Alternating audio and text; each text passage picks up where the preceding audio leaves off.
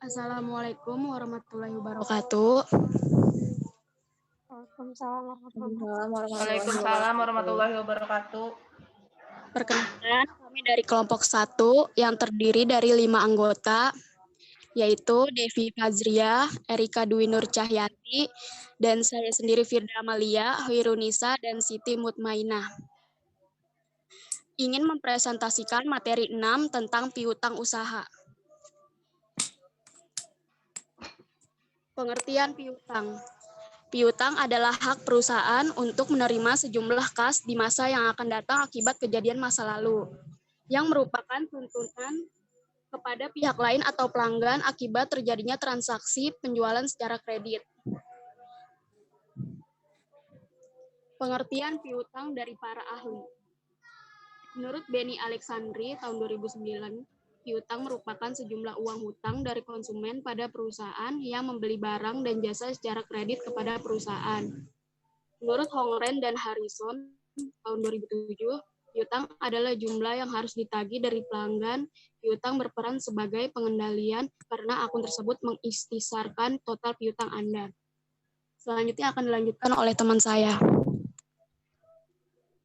Saya akan melanjutkan presentasi dari Firda Amalia, yaitu ada jenis piutang. Yang pertama itu ada piutang usaha, piutang wesel, piutang lain-lain. Piutang usaha. Piutang ini disebut juga account receivable. Piutang ini berasal dari penjualan barang dagang dan jasa secara kredit dalam operasi usaha normal. Sedangkan wesel tagih, piutang ini disebut dengan notes receivable. Pemberian kredit kepada pelanggan dapat pula didukung oleh suatu dokumen kredit yang resmi yang disebut wesel atau promise. Piutang ini dibuktikan dengan instrumen kredit secara formal. Next, piutang lain-lain. Piutang non-usaha seperti pinjaman kepada para pejabat perusahaan, pinjaman kepada pegawai atau karyawan, dan piutang restitusi pajak. Next, dilanjutkan oleh Nisa. Baiklah, saya akan melanjutkan presentasi dari teman saya, Erika. Ciri-ciri piutang. 1. Nilai jatuh tempo. Nilai jatuh tempo menentukan jumlah besaran yang harus kamu bayar. Nilai tersebut ditentukan dari penjumlahan antara nilai transaksi utama dengan bunga yang dibebankan. 2. Tanggal jatuh tempo. Hal ini biasanya berhubungan dengan kapan kamu harus membayarnya. Ada 2 jenis tanggal jatuh tempo, bulan dan hari. Piutang harus dibayar sesuai dengan tanggal jatuh tempo yang sudah ditentukan. 3. Bunga. Bunga merupakan bentuk konsekuensi kepada pembeli atas waktu yang diminta untuk pembayaran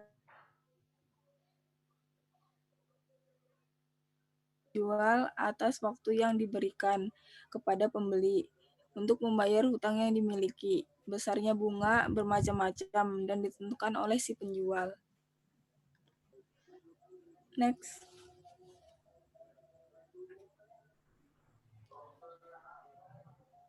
Penilaian dan pelaporan.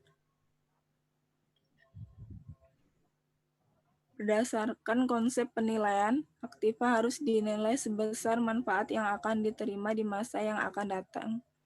Untuk tujuan pelaporan, piutang dinilai sebesar jumlah yang diharapkan dapat diterima. Jumlah ini belum tentu sama dengan jumlah yang tercantum sebagai piutang. Perbedaan ini disebabkan pengurangan dari jumlah piutang tersebut oleh penyisihan terhadap piutang yang tidak akan tertagih. Piutang yang diperkirakan tidak akan tertagih dicatat sebagai beban. Walaupun telah dinilai sebesar jumlah bersihnya, namun biasanya kedua jumlah tersebut atau piutang dan penyisihan piutang tak tertagih tetap disajikan dalam pelaporan pada neraca, supaya penggunaan laporan dapat mengetahui jumlah bruto piutang dan penyisihan yang dibuat untuk piutang tak tertagih. Next akan dilanjutkan dengan teman saya, Siti Mutmainah. Selanjutnya saya Iya, selanjutnya saya akan melanjutkan presentasinya. Saya Devi Fazria. Di sini kami memberikan contoh untuk pencatatan piutang, di mana pada tanggal 2 Oktober, Toko Agung menjual barang dagang kepada Toko Harum sebesar 5 juta, dibayar secara kredit dengan syarat 2/10 N/30, yang artinya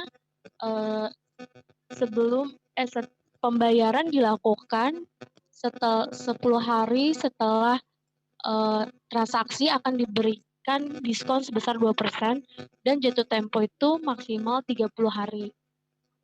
Pencatatan pada tanggal 2 Oktober, maaf di sini ada kesalahan penulisan, yaitu pencatatan pada tanggal 2 Oktober, nama akunnya yaitu piutang usaha pada debit 5 juta dan penjualan pada kredit 5 juta. Next. Untuk pencatatan pembayaran yang dilakukan 10 hari setelah terjadi transaksi akan mendapatkan potongan penjualan yaitu 2%, di mana akunnya itu adalah kas di debit sebesar 4.980.000 dan potongan penjualan di debit juga sebesar 20.000, itu 2% dari 5 juta, dan nama akun selanjutnya piutang di kredit itu 5 juta. Selanjutnya pencatatan untuk pembayaran yang dilakukan sebelum jatuh tempo itu selama 30 hari setelah transaksi. Nama akunnya yaitu kas, di debit sebesar 5 juta, piutang di kredit sebesar 5 juta. Next.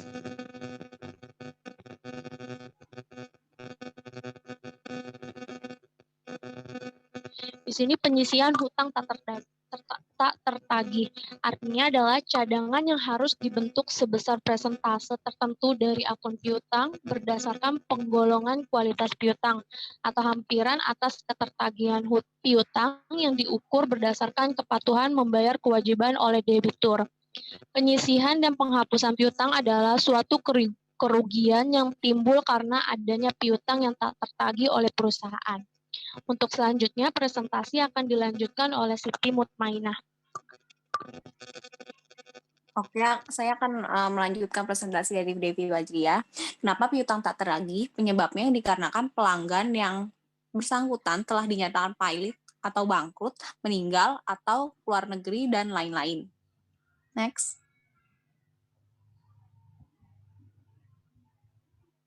Metode pencatatannya ada 2. Yang pertama, direct method atau hapus secara langsung. Metode ini penghapusan piutang akan dilakukan pada suatu piutang benar-benar tidak tertagih oleh perusahaan. Pada saat itulah diadakan pencatatan kerugian tersebut ke dalam perkiraan penghapusan piutang di sebelah debit serta mengkredit perkiraan piutang dalam jumlah yang sama guna mengeluarkan piutang yang tidak tertagih itu dari catatan. Nah, yang pertama kita ada beban piutang tertagih di debit dan di kreditnya ada piutang usaha. Apabila piutang itu bisa dibayarkan di jurnalnya, bisa dibayarkan itu jurnalnya di debit piutang usaha dan di kreditnya beban piutang tak tertagih. Ketika pembayaran beban piutang tak tertagih itu jurnalnya adalah kas di debit dan piutang usaha di kredit. Next.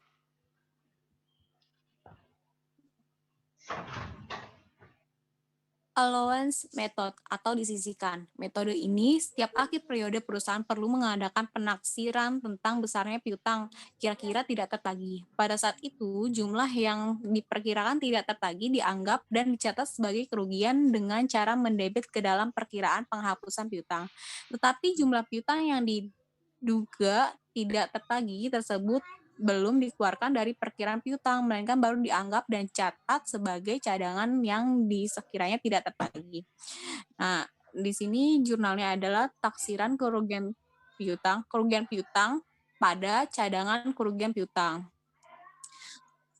Ketika penghapusan, jurnalnya adalah cadangan kerugian piutang pada piutang dagang atau piutang usaha. Pada saat kembali piutang itu bisa dibayarkan oleh customer kita, itu jurnalnya adalah piutang dagang pada cadangan kerugian piutang. Dan pada saat penerimaan piutangnya adalah kas pada pendapatan piutang dagang. Next.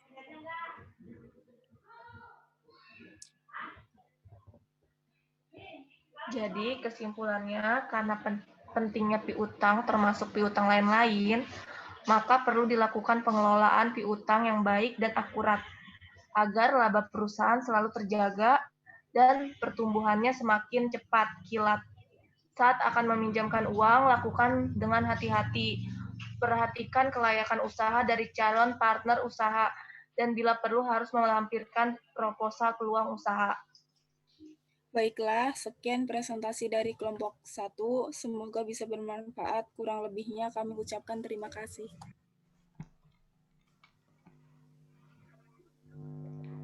Gimana, ada pertanyaan?